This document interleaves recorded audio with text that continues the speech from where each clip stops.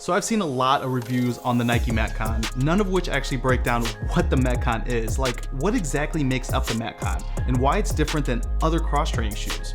In this video, we're breaking down exactly that. What makes the Nike Metcon such a high performance and go-to shoe for some of, if not the best, CrossFit athletes in the world, and maybe why you'd want them to be your go-to training shoe. In the cross-training and CrossFit world, there's really three big brands of training shoes: No Bulls, Nike, and Reebok. This series of videos breaks down each brand's cross-training shoe to let you know what to expect each time they release a shoe and what exactly you're getting for performance. I'm not necessarily going to give my in-depth personal performance thoughts on these shoes, as I'll end up doing that at the end and give you a detailed comparison each of the latest versions of the shoes after the series is done. I've already done one for No Bull, Reebok Nano will be coming soon, so make sure to hit that subscribe button to stay up to date, and let's break down the Nike Metcon.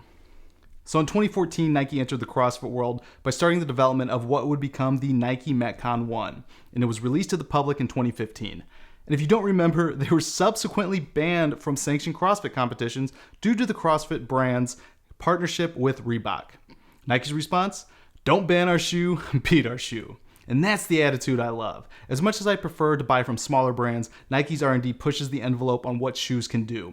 It's been that way since the co-founder Bill Bowerman made a grippier sole using a waffle iron. By the way, if you haven't read Shoe Dog yet, do it. Amazing book for sports fans, sneakerheads, and entrepreneurs. Anyway, what do we expect when we buy Metcons? Some will buy purely for the love of Nike, the great design, the love for the check mark, whatever, and hey, it's your preference and your money. But despite my respect for Nike's history of performance, I don't want to blindly purchase their stuff and expect results. I want to know what is the methodology in their design. From the get-go, Nike has patented the design of their midsole, which plays a role in their partitioned X design, each quadrant serving a specific purpose: stability, lockdown, grip, mobility. Each and every major requirement you need to complete all the CrossFit movements.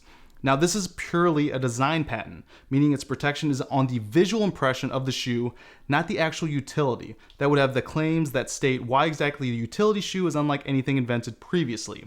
If you're new to the channel, the reason I like to look at patents is because it's a great objective way to show what a true differentiator of a product is. Not just because there isn't a utility patent on the Metcon doesn't mean that it isn't truly different in its design and performance, just that perhaps it doesn't reach the level of something you'd believe to be inventive. The Metcon is just built upon prior tech in a better way.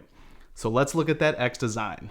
Year after year, with each iteration, 1, 2, 3, 4, 5, and now 6. Nike stayed true to this design with improvements. So let's get into each of these quadrants. First off, stability. For the power lifts like squats or deadlifts, or the Olympic lifts like snatches and cleans, and even the rower and things like wall balls, our power is driven from the heels. We need a flat but cushioned sole that can transfer the power through the shoe into the ground while also giving us comfort. Nike's sole is more rigid in the back to give more added stability and becomes more flexible as it extends to the toe cap, giving tremendous stability in the heel. With the release of the Metcon 5, they even add these awesome hyperlift inserts to add some height in the heel to allow the wearer to sit back more. I have Olympic lifters and have used these Metcons with the hyperlift inserts.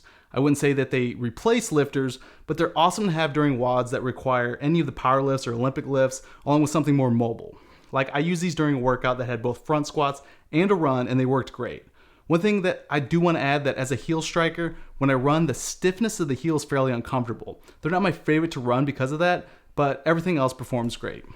Also, just to add how specific these shoes get, Nike added a protruding element to the heel to keep the grippy sole off the wall during handstand push-ups. Up next, the lockdown. Not too much to say here. When I got really into running a few months back, I learned about the runner's knot and why there's 2 lace holes at the top. Unlike other cross-training shoes, the Metcons have added this feature to their shoes. The purpose of the runner's knot is to keep a much more secure fit that also keeps the heel at the back of the shoe. No slipping and sliding in these things. Nike has even developed a different comfort in the tongue to help lock down the foot, but not cut off circulation, as well as the lacing feature that biases the laces down for even further security. Now for the mobility. I briefly touched on this when talking about the stability. The sole begins to get much thinner towards the front of the shoe, allowing for a lot of bend. There's been no workouts I've done that have felt restrictive in these shoes. Also, the tread on the outsole gets stickier as it extends towards the toe box for even more grip. The upper is incredibly thin, only reinforced by the screen print. This haptic coat, along with the haptic chain pattern material, as Nike calls it, is abrasion resistant to help with the durability of the shoe and protects the wearer.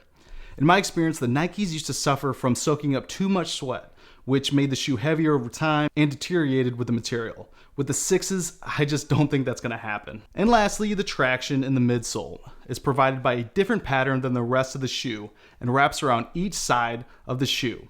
This is specialized for the rope climb to give you a grip on the rope and protection for the wearer. So with any future iterations, you'd expect the same baseline structure of the X design with minor improvements from the previous year as Nike continues to tap their top athletes and invest thousands of hours and I'm sure millions of dollars into their R&D.